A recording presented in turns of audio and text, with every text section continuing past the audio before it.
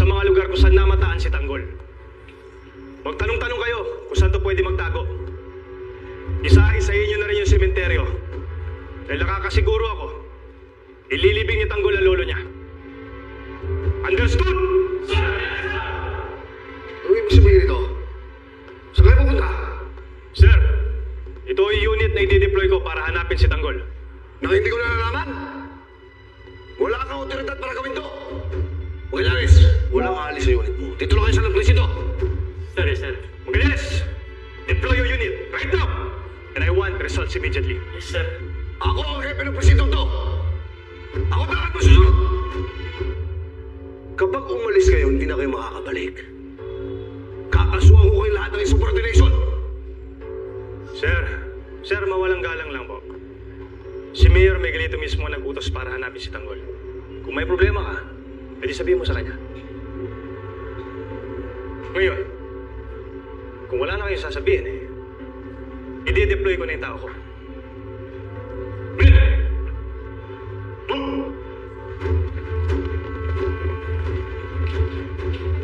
Akala mo, hindi ko alam yung ginagawa mo, Victorino. Magkakamatayin muna tayo bago makuha sa akin itong presintong to. Sir, walang personalan. Trabaho lang.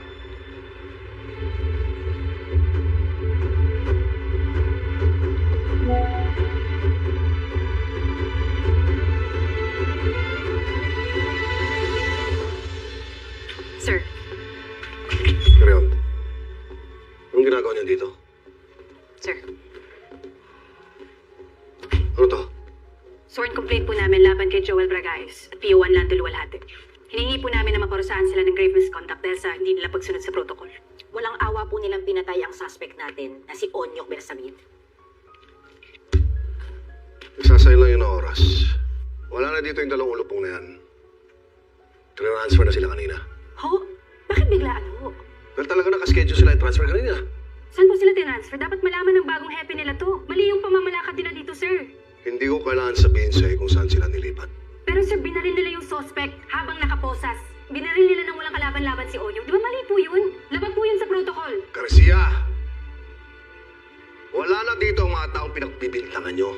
Ano pong pinaglalaban nyo? Patay na yung tao nagtangka sa buhay ni Vice Mayor. O hindi matrabaho nyo yan? At baka hindi nyo alam na alam ko na kayong dalawang naglabas dun sa taong yun, kaya napilitan silang patayin siya.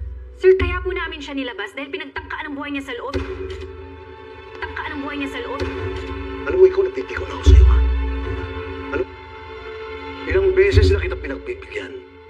Pero paulit-ulit kang sumusuway sa patakaran. Umalis na kayo. At baka hindi na suspenso ang abutin nyo. Sige na!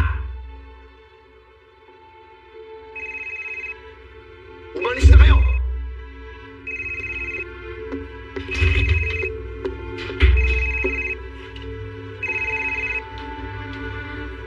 General. Captain, di mag-iba. Salamat at madali mong na-transfer ang mga bata ko. I hope walang naging aberya. Wala naman, General. Wala namang aberya. Tama nga ang sinabi ni Vice Mayor na maaasahan ka nga talaga. Salamat, General.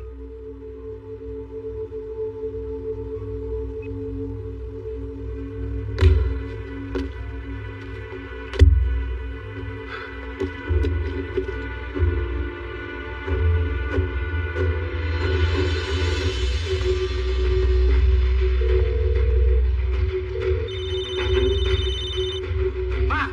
Laki mo anak!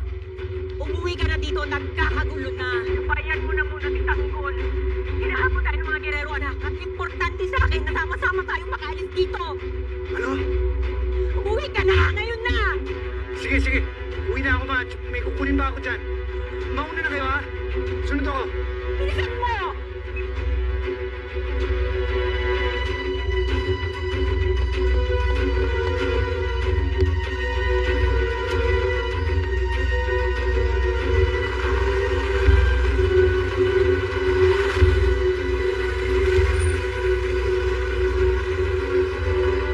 Sundan mo na.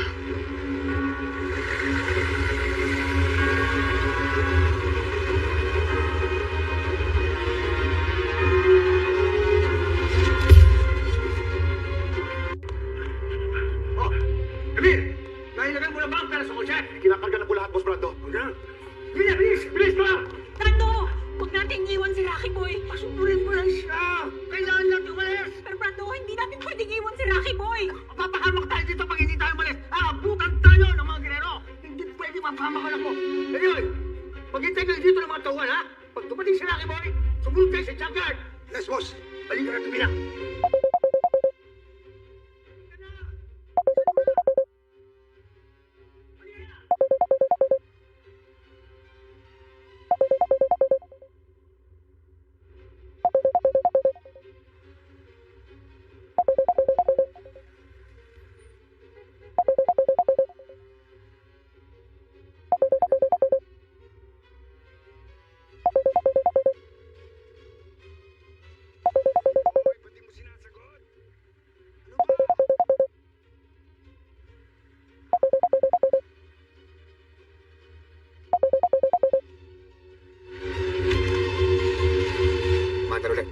Sundan mo.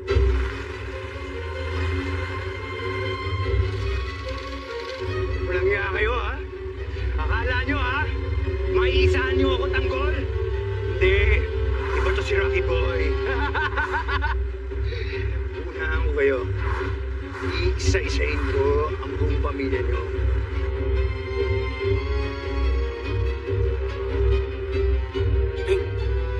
Si Emilio na. Sigurado kasama niya si Divina.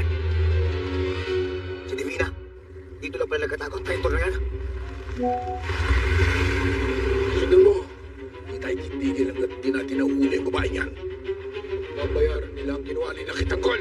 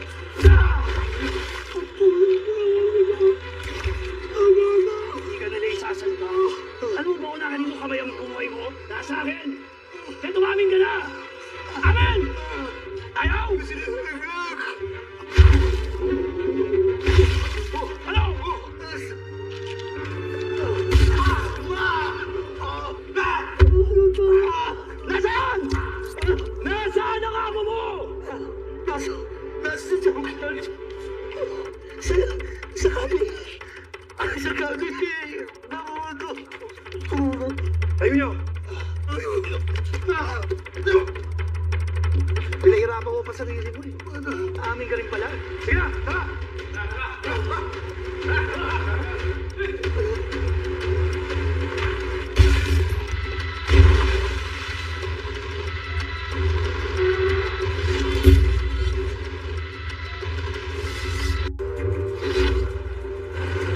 Bilisan mo naghihintay ng mga tao natin. Isipin yun. Alam ko, susunod sa atin si Lucky Boy. Sama-sama tayong alis ng bansa ito. Ang importante ngayon, isecure natin lahat ng pera. Alam ko naman yung Brando. Matagal ko na napagandaan. Ang kailangan ko lang sa inyo ngayon, protektahan natin ang isa't isa hanggang sa huli. Hanggang sa makalabas tayo ng bansa. Wala na ibang pagkakataon.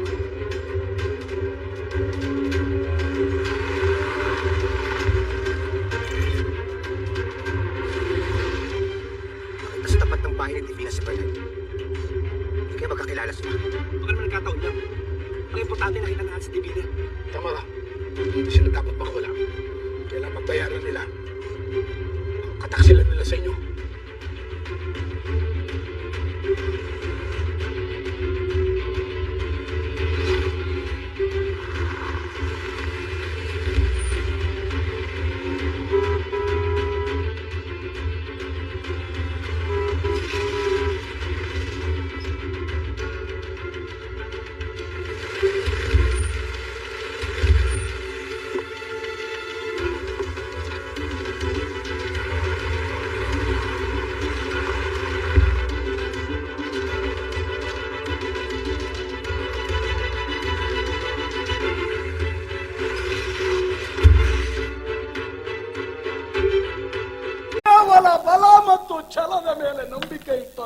ನಮ್ಮ ಸುಯೋಧನ ಇಂದು ವಿಧಿಯನ್ನು ನಿಂದಿಸುತ್ತಾನೆಂದರೆ ನಂಬಲ ಸಾಧ್ಯ ಪ್ರಭು, ನಂಬಲ ಸಾಧ್ಯ.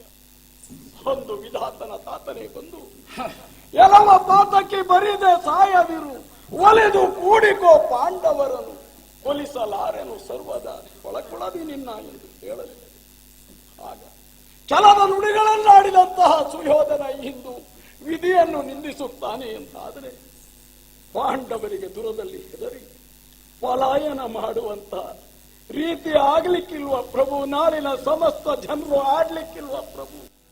ಏನು ಪ್ರಭು ಏನು?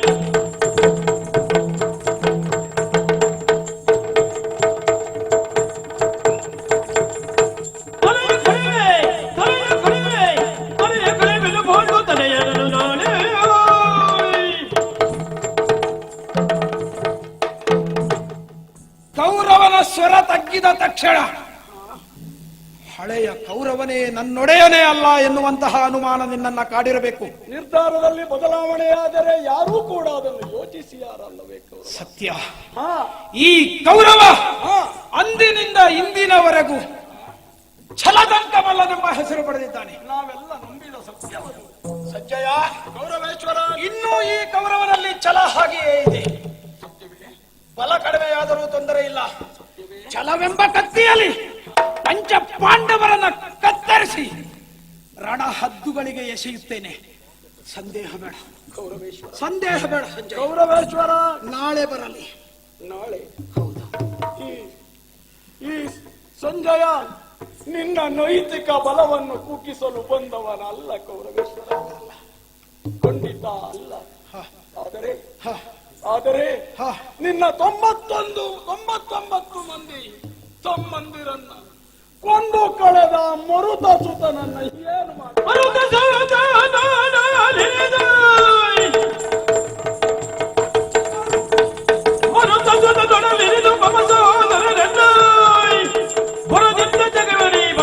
ಕೇಳು.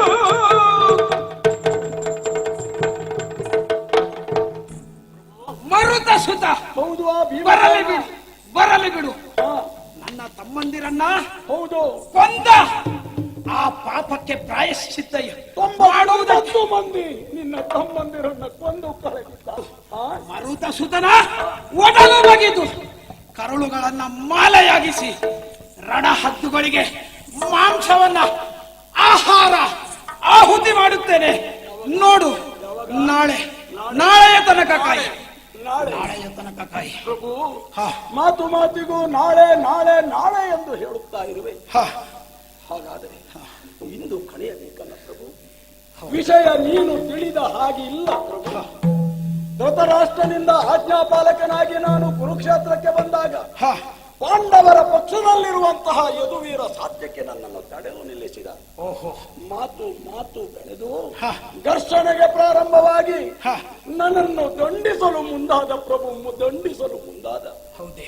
ಮಹಾತ್ಮರಾದಂತಹ ವೇದವ್ಯಾಸರೇ ಬಂದು ಅವನನ್ನು ಸಮಾಧಾನ ಮಾಡಿ ನನ್ನನ್ನು ಕಳುಹಿಕೊಟ್ಟರು. ಅಂದರೆ ನಿನ್ನನ್ನ ಹುಡುಕುತ್ತಿದ್ದಾರೆ, ನಿನ್ನ ಚಲನವಲನಗಳ ಮೇಲೆ ನಿಗವನ್ನು ಇಟ್ಟವರಿದ್ದಾರೆ ಪಾಂಡವರು. ಹಾಗಿರುವಾಗ ಇಂದು ಎಲ್ಲಿ ಕಳೆಯುತ್ತಿ ಪ್ರಭು? ಹೇಗೆ ಕಳೆಯುತ್ತಿ ಹೇಳು ಪ್ರಭು? ಪ್ರಭು, ಇದೇ ಸರೋವರವೊಂದು,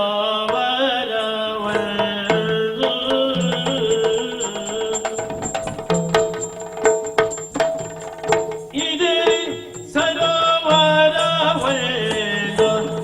ಇಲ್ಲಿಗೆ ಸಮೀಪದಲ್ಲಿ ಹುದುಗಿರುವೆ ಹುದುಗಿರುವೆ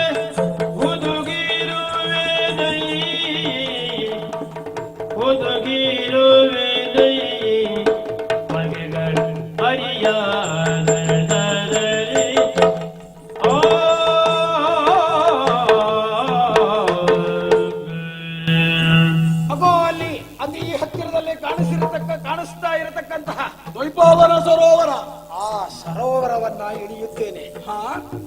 ಈ ಕುರುಕ್ಷೇತ್ರದಲ್ಲಿ ದಾಟಿಕೊಂಡು ಬರುತ್ತಿರುವಂತಹ ಸಂದರ್ಭದಲ್ಲಿ ಅಜ್ಜ ಭೀಷ್ಮರನ್ನ ನೋಡಿದೆ. ನೋಡಿ ಬಂದೆ. ಕರೆದು ಮಾತನಾಡಿಸಿದರು.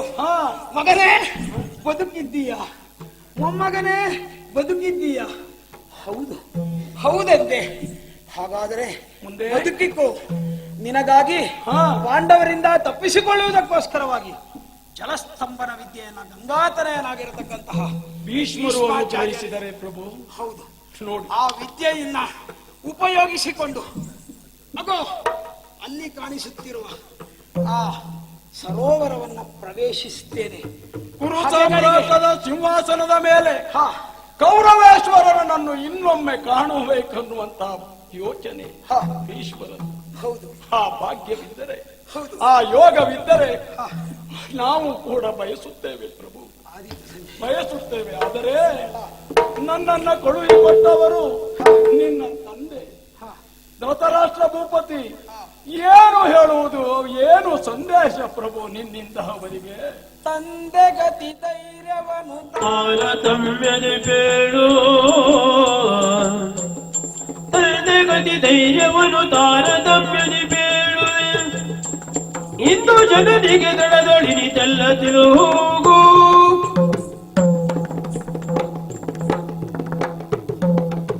ಸಜ್ಜಯ ಸುಯೋಧನ ಕ್ಷಾತ್ರಿಯ ಧರ್ಮಕ್ಕನುಗುಣವಾಗಿ ಯುದ್ಧ ಮಾಡುತ್ತಿರತಕ್ಕಂತಹ ಈ ಕೌರವರ ಬಗ್ಗೆ ಕಣ್ಣಿಲ್ಲದಂತಹ ಆ ತಂದೆಯಾದ ಧೃತರಾಷ್ಟ್ರನಿಗೆ ಬಹಳ ವಿಶ್ವಾಸವಿದೆ.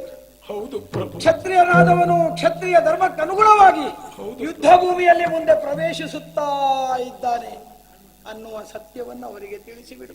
ಅಮ್ಮನಿಗೆ ಅರ್ಥವಾಗ್ತದೆ ಅವರಿಗೆ. ತಾಯಿಗೆ ಏನ್ ಹೇಳಲಿ ಪ್ರಭು, ಏನ್ ಹೇಳಲಿ? ಹೆತ್ತ ತಾಯಿಯ ಋಣಕ್ಕಿಂತ ಮಿಗಿಲಾದ ಋಣ ಇಲ್ಲ ಎನ್ನುವಂತಹದ್ದು ಶಾಸ್ತ್ರೋಕ್ತಿ. ಹೇಳು, ತಾಯಿಗೂ ಹೇಳು.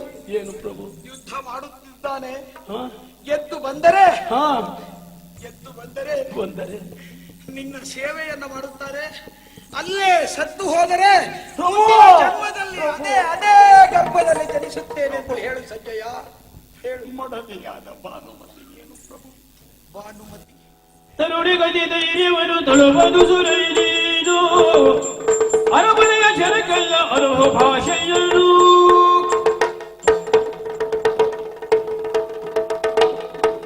ತಂದೆ ತಾಯಿಯನ್ನ ಬಿಟ್ಟು ಬಂಧು ಬಳಗವನ್ನ ಬಿಟ್ಟು ನನ್ನನ್ನ ಅನುಸರಿಸಿಕೊಂಡು ಬಂದು ಇಷ್ಟರವರೆಗೆ ಬದುಕಿದ್ದಾಳೆ. ಹೌದು ಪ್ರಭು. ಮಕ್ಕಳಾದ ಲಕ್ಷ್ಮಣಾದಿಗಳ ಸಾವಾದರೂ ಲಕ್ಷಣ ಸತ್ತ ಎಂದತ್ತಿಲ್ಲ. ಹೌದು ಪ್ರಭು. ದೇವರೇ, ಆದದ್ದನ್ನ ಸಹಿಸಿಕೊಳ್ಳುವ ಶಕ್ತಿ ನನಗೆ ಕೊಡು. ನನ್ನ ಗಂಡ ಬದುಕಿರಲಿ, ನನ್ನ ಮಾಂಗಲ್ಯವನ್ನ ಕಾಪಾಡು ಎಂದು ದೇವರಲ್ಲಿ ಪ್ರಾರ್ಥಿಸುತ್ತಿದ್ದಾಳಂತೆ. ಕೇಳಿದೆ ಸಂಜಯ. ಪ್ರಭು ಹೇಳು. ಪ್ರಭು. ಒಂದು ವೇಳೆ ಯುದ್ಧ ಗೆದ್ದು ಬಂದರೆ ಚಿನ್ನದ ಹರಿವಾಣದಲ್ಲಿ ಸುಮಂಗಲೆಯರು ತಿಲಕವನ್ನಿಟ್ಟು ಆರತಿಯನ್ನ ಮಾಡಲು ಹೇಳು. ಒಂದು ವೇಳೆ ತಪ್ಪಿದರೆ ಏನು ಪ್ರಭು, ಏನು ಪ್ರಭು? ಸಹಗಮನವನ್ನ ಮಾಡಿ ನನ್ನನ್ನೇ ಸೇರಲು ಹೇಳು. ಸುಯೋಧನ ಪ್ರಭು. ನಾಳೆಯ ಬಗ್ಗೆ ಚಿಂತಿಸಬೇಡ. ಸರೋವರವನ್ನ ಸೇರ್ತೇನೆ, ನಾಳೆಯ ತನಕ ಕಾಯ್ತೇನೆ. ತನ್ಮೂಲಕವಾಗಿ ಯುದ್ಧವನ್ನ ಗೆದ್ದು ಸಂಜಯ ಹೋಗಿ ಬಾ.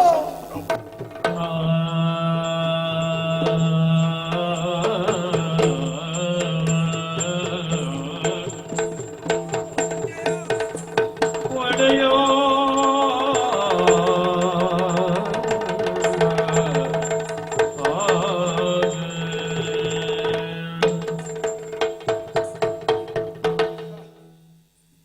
ಆಯಿತು, ಇಲ್ಲಿಯವರೆಗೆ ಕುರುಕ್ಷೇತ್ರವನ್ನ ದಾಟಿಸಿಕೊಂಡು ಬಂದದ್ದಾಯಿತು. ಹೇಳುವಂತಹುದೆಲ್ಲವನ್ನು ಸಂಜಯನಿಗೆ ತಿಳಿಸಿ ಆಯಿತು. ಇನ್ನು ಈ ಸರೋವರವನ್ನ ಸೇರಬೇಕು. ಹೇಗೆ ಸೇರಬೇಕು? ನೋಡಿದ ಅರಿಗಳಿಗೆ ಯಾರೋ ನಿತ್ಯಾನ್ವಿಕಗಳನ್ನ ಮುಗಿಸಿಕೊಂಡು ಹೋದ ಹಾಗೆ ಕಾಣಬೇಕು. ಅರ್ಥಾತ್ ಹಿಮ್ಮಡಿಯಿಂದ ಪ್ರವೇಶಿಸಬೇಕು. ಪ್ರವೇಶಿಸುತ್ತೇನೆ.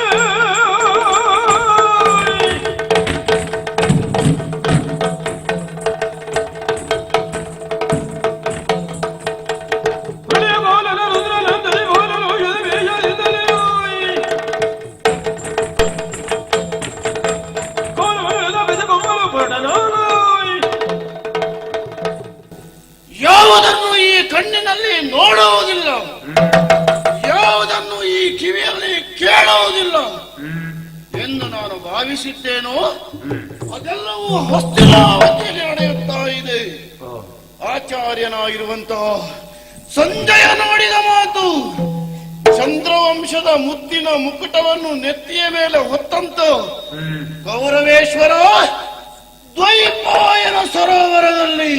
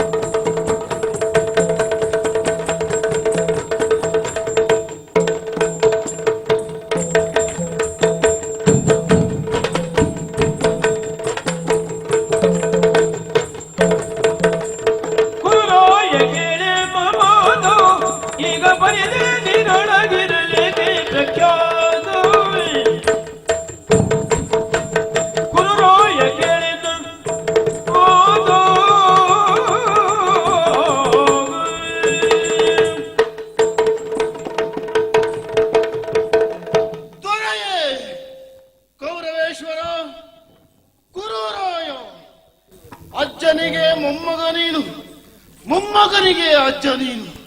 ಚಂದ್ರವಂಶದಲ್ಲಿ ನಿನ್ನಷ್ಟು ವೈಭವವನ್ನು ಅನುಭವಿಸುವಂತ ಚಕ್ರವರ್ತಿಗಳು ಯಾರೂ ಇಲ್ಲ. ಅನಭಿಷಕ್ತ ದೊರೆಯಾಗಿ ಈ ಭೂಮಂಡಲದಲ್ಲಿ ಶ್ರೇಷ್ಠತೆಯನ್ನು ಜ್ಯೇಷ್ಠತೆಯನ್ನು ಗಳಿಸುತ್ತಾ ನೀನು ಇನ್ನು ನೀರಿನಲ್ಲಿ ಅಡಗಿಕೊಂಡಿದ್ದೆಯಲ್ಲ, ಇದು ನನ್ನಂತವರಿಗೆ ನೋವನ್ನು ತರುತ್ತಾ ಇದೆ. ಚಿಂತೆ ಮಾಡಬೇಡ. ದುರುಳರಾಗಿರುವಂತಹ ಭೀಮನು, ಅರ್ಜುನನು, ಪಾಂಡವರು ಅಥವಾ ಅವರ ಬಲದವರು ಯಾರೇ ಇರಲಿ ಅವರೆಲ್ಲರ ತಲೆಯನ್ನು ಕತ್ತರಿಸಿ ಜಯ ಸಿರಿಯನ್ನು ದರದರ